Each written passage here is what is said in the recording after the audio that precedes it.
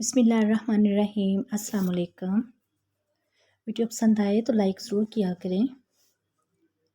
इसके अलावा अरब के कबाइल तिलिस्म और अमीम लोस बिन साम बिन नोह में से थे। समूद और जरमीन कबाइल जासिर बिन इरम बिन साम बिन नोह की औलाद से थे। आद और अबील वगैरह ओस बिन इरम बिन साम बिन नोह की औलाद से थे। इसके अलावा हज़रत नूह अलैहिस्सलाम की नस्ल से दो बड़ी अहम और नुमायाँ कौमें या कबीले आद और समूद थे।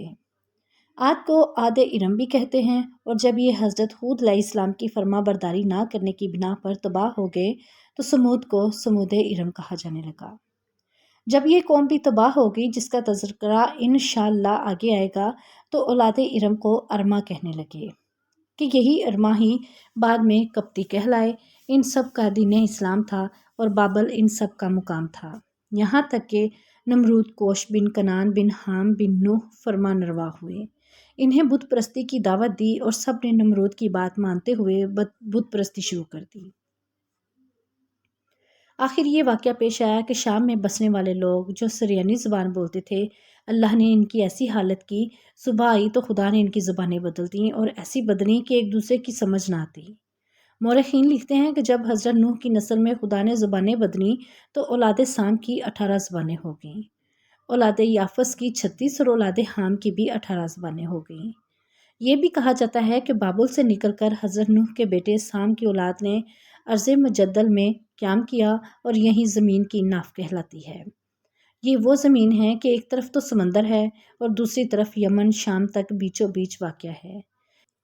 यही वो कौम है जिसे अल्लाह ताला ने पैगम्बरी, नबूवत, शरीयत, हुस्न जमाल, गंदम, गोनी और गोरा रंग अनात फरमाया। जहाँ तक हज़रत नूह अलैहिस्सलाम के दूसरे बेटे हाम की बात है तो बनी हाम इस इलाके में फ़रोकश हुए जहाँ बाद जनूब और मगरबी हवाएं चलती हैं। इस गोशा ज़मीन को दारून कहते हैं। अल्लाह ताला ने इनमें कुछ गंदम गोनी और बकदरे कलील गोरा रंग रखा। इनके इलाके आबाद मौसम शादाब ताउन इनकी ज़मीन में अक्सर होता था। नमरूद जो हज़रत नूह के इलाके दजला और फ़रात के दो आबा में बाद के दौर में हुक्मरान रहा, वह नमरूद बिन कोश बिन कनान बिन हाम बिन नूह की नस्ल से था। नमरूद ही फरमानरवाए बाबुल था और इसी के साथ हज़रत इब्राहीम खलीलुल्लाह का वाक़या पेश आया जो आगे ज़िक्र होगा इंशाअल्लाह। जबकि हज़रत नूह अलैहिस्सलाम के तीसरे बेटे याफ़स की औलाद ने सफ़ून की सरज़मीनों में अकामत इख्तियार की जहाँ शुमाली और मशरक़ी हवाएं चलती हैं। इनमें सुर्खी माइल स्याही का रंग गालिब है। अल्लाह ताला ने इनके इलाके अलग कर दिए, यही वजह है वहाँ सख्त सर्दी पड़ती है। इनकी फ़िज़ा भी अलग थलग रखी है। हज़रत नूह के बेटे याफ़स की नस्ल से रोमन वगैरह फ़नी बन यूनान या यावान बिन याफ़स बिन नूह की नस्ल से हैं और बाज़ रवायात के मुताबिक याजूज माजूज भी हज़रत नूह के इसी बेटे की नस्ल से थे, जिसका तज़किरा भी इंशाअल्लाह आगे की किस्तों में आएगा। यूँ हज़रत नूह के बाद इनके बेटे अपने अपने कबीलों को लेकर मुख्तलिफ़ इलाकों में आबाद हो गए। इस तरह ज़मीन के वसी खिते आबाद होना शुरू हो गए। गांव बनने लगे जहाँ पानी मुयस्सर था या दरियाओं के किनारे बड़े बड़े शहर आबाद होने लगे। इस तरह हज़रत नूह अलैहिस्सलाम के बेटों की वजह से ज़मीन आबाद होना शुरू हो गई। हमने देखा कि किस तरह अल्लाह तबारक व तआला ने मिट्टी से हज़रत आदम अलैहिस्सलाम को बनाया, फिर इन्हें मुकाम अता फ़रमाया कि फ़रिश्तों से सजदा करवाया गया। सब फरिश्तों ने हज़रत आदम अलैहिस्सलाम को सजदा किया, लेकिन इब्लीस लाइन ने इनकार किया और वह अपने मुकाम और मर्तबे की बिना पर मुतकब्बर हुआ तो इसे हमेशा के लिए मरदूद कर दिया गया। बेशक तकब्बर और बड़ाई अल्लाह ही के लिए है। तब शैतान मलून ने अल्लाह से वादा किया कि वो इसकी इस तहलीक को बहकाएगा और इन्हें गुमराही और नाफरमानी पर उकसाएगा। बेशक शैतान इंसान का खुला दुश्मन है। अल्लाह रब्बुल इज़्ज़त ने हज़रत आदम अलैहिस्सलाम की पसली से अम्मा हवा को पैदा फरमाया। यहाँ ये बात समझने की है कि अल्लाह ताला ने औरत के बारे में इतना पर्दा रखा कि फ़रिश्तों को भी ला इल्म रखा कि इसे कौन सी मिट्टी से पैदा किया गया है। बाद इसके कि अल्लाह ताला ने इन्हें जन्नत में दाखिल किया और फरमाया, यहाँ रहो, जन्नत की सारी नेमतें तुम्हारे लिए हैं, लेकिन एक शजर से मना कर दिया कि इसके करीब ना जाना, वरना नाफरमानों में से हो जाओगे। कभी कभी ऐसा भी होता है कि अल्लाह ताला हमें हर चीज़ इनायत फरमाकर किसी बहुत प्यारी चीज़ को हमसे रोक लेता है कि मेरा बंदा इसमें क्या करता है, کیا وہ میری دی ہوئی نعمتوں پر شکر کرتا ہے یا کہ نہ ملنے والی چیز کے لیے میری ناشکری کرتا ہے؟ اور بے شک شکر کرنے والے بہتر ہیں۔ شیطان نے انہیں آدم و حوا کو بہکایا کہ اگر تم یہ پھل کھا لو گے تو تمہیں میشگی کی زندگی اور نعمتیں اور طاقت و قوت سب ملے گا۔ اس سے ظاہر ہوتا ہے کہ شیطان کی چالیں اور بہکاوے ہمیشہ انسان کو ظاہری فائدہ دیتے ہیں، اور انسان دھوکے میں آ کر جب غلطی کر بیٹھتا ہے تو پھر اللہ کی نظروں میں بھی نافرمان ہو جاتا ہے۔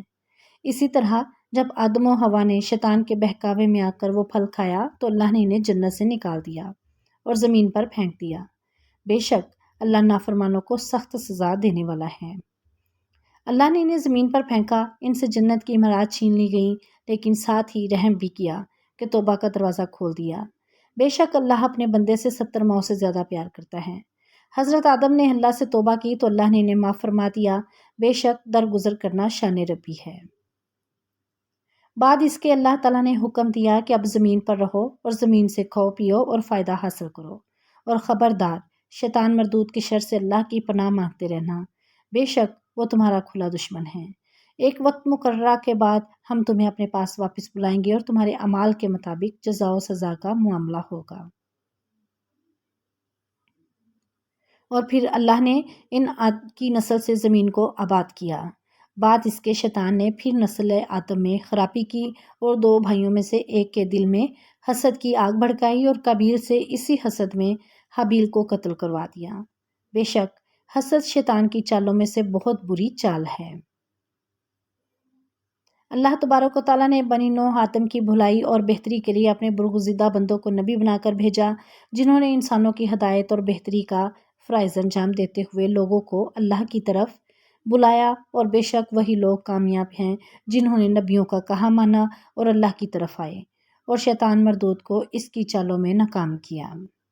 بے شک شیطان ہمیشہ سے انسان کا دشمن رہا ہے اور وہ نیکی کے لبادے میں انسان سے شرک جیسے کبیرہ گناہ کروا دیتا ہے۔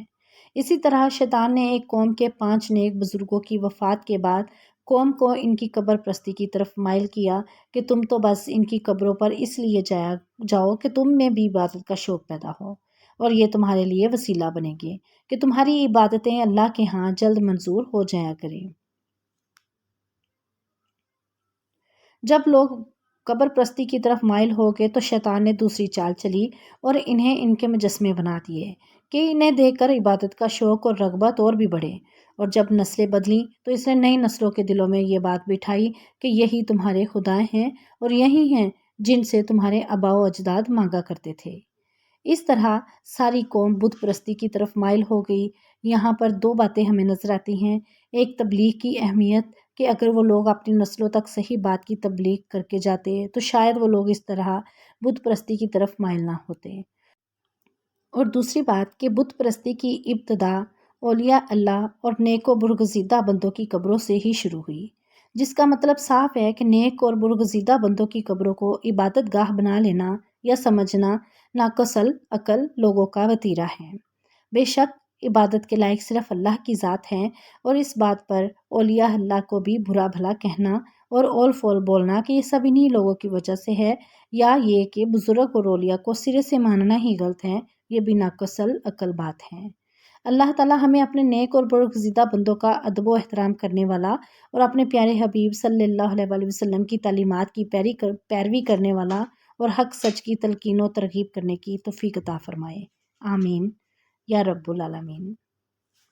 پھر اللہ جل شانہ نے بنی نوع انسان پر رحم کیا اور حضرت نوح علیہ السلام کو رسول بنا کر بھیجا۔ انہوں نے 950 سال تبلیغ اور دعوت اللہ کا فرائضہ سر انجام دیا، لیکن بمشکل 8280 لوگ ایمان لائے۔ یہاں یہ بات واضح ہوتی ہے کہ حق اور سچ کے لیے کبھی کبھی صدیوں محنت بھی کرنی پڑتی ہے، اس میں جلدی سب نہیں ہوتا، مصائب آلام رنج سبھی جھیلنا پڑتا ہے۔ بے شک حق کا راستہ مشکل ہے، لیکن اس کی منزل پر آسانیاں ہیں۔ نبی اللہ کی اس قدر محنت پر بھی وہ لوگ نہ سمجھے تو اللہ نے ان پر قحط سالی جیسے عذاب بھیجے۔ تب حضرت نوح نے کہا اب بھی وقت ہے، استغفار کر لو، یہ گمراہی میں ڈوبے لوگ نہ مانیں۔ یہاں یہ بات واضح ہوتی ہے کہ بعض اوقات پریشانیاں اور دکھ آزمائش نہیں بلکہ اللہ کی ناراضگی کی وجہ سے بھی ہو سکتی ہیں، اور ان کے لیے آسان حل کثرت سے استغفار، اور بے شک اللہ معاف کر دینے والا ہے۔